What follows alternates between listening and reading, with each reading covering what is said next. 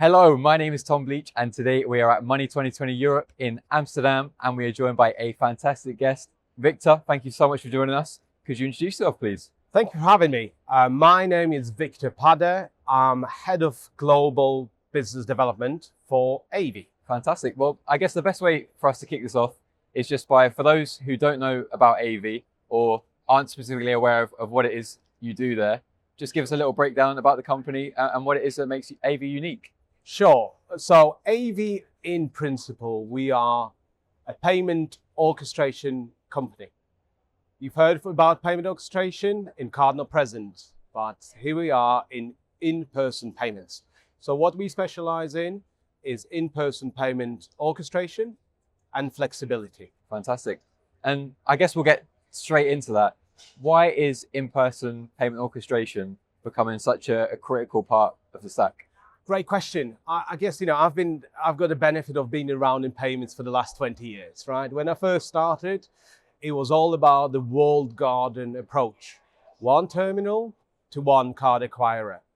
There was very little innovation. If you innovated once every 4 years, you are still at the spear of the innovation. Things have moved on. Today, we see more businesses being international, more businesses being cross-border, more hardware manufacturers, more payment methods, more card acquirers. What it means for us and what it means for the customers and our customers is there's more flexibility required. So the old walled garden approach is no longer viable because it doesn't provide what our customers need and what the market demands. So it is very important to introduce the new layer of flexibility, scalability that can, I would say, run with the market and with the market expectations. Amazing. And how would you say in-person payment orchestration differs from what we currently see in the online world? Yeah, so I actually come from the payment orchestration within card not present, so I've seen it firsthand, I've experienced it firsthand. But everything within card not present is API cloud-based. In-person payments, you've got a lot of legacy tech. There is more hardware. There's a legacy hardware. There's a legacy setup, legacy rails. There's question about hardware enablement, certification, and even when you certify a specific device for within the country, this doesn't necessarily translate for this to be enabled in a different countries in a different regions. So it's much more rigid, a little bit more complex. But this is where we come in. We could break all those walls. We could really accelerate the innovation. We could bring a lot of new partners and new solutions very, very quickly. So the traditional, now I'm married to one terminal for life relationship can be broken. And this is where we add a lot of value for in-person payment orchestrations. I guess, some of our partners like card acquirers, they used to see us as more of a competitor. I think we are now at the point where they understand that we are the enabler for them. We allow them to enable some of the market, enable their proposition, and help them to service their clients with what they want, rather than what they have in their wheelhouse.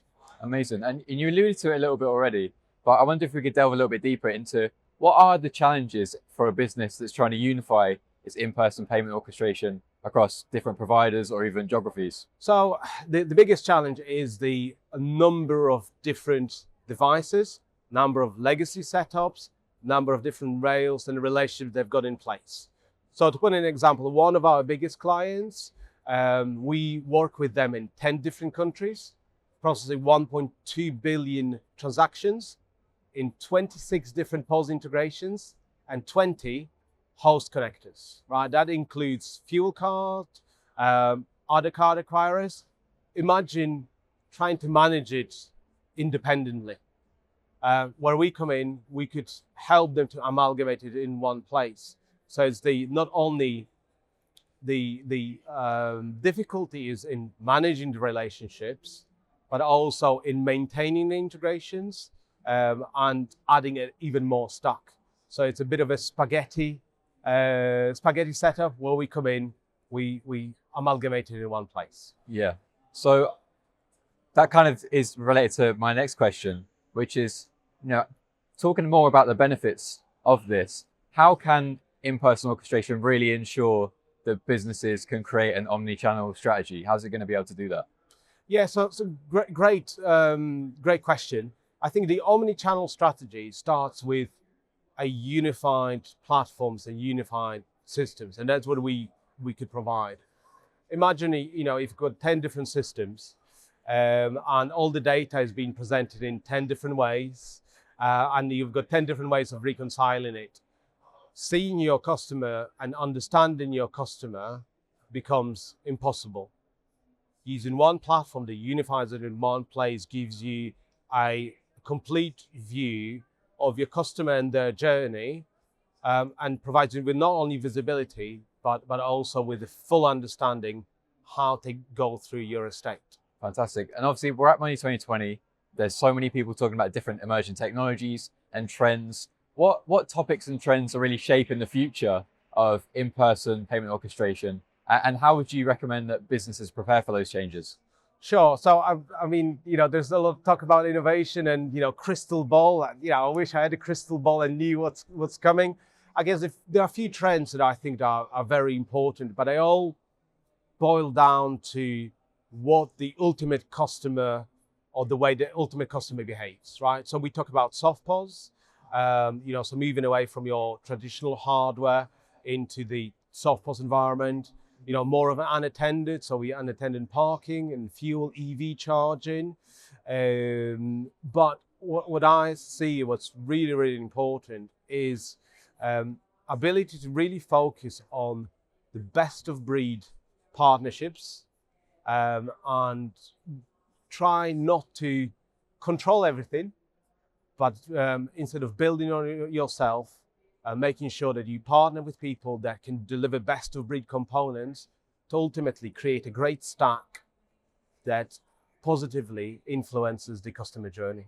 Fantastic. Yeah. And obviously partnerships in every aspect of fintech and payments are always so crucial to ensuring success. So I think that's fantastic advice. But with that, thank you very much for joining us today. You've given us some great insights, and we'll be looking forward to seeing what's in store in the future. Thank you very much, and I'm looking forward to that as well.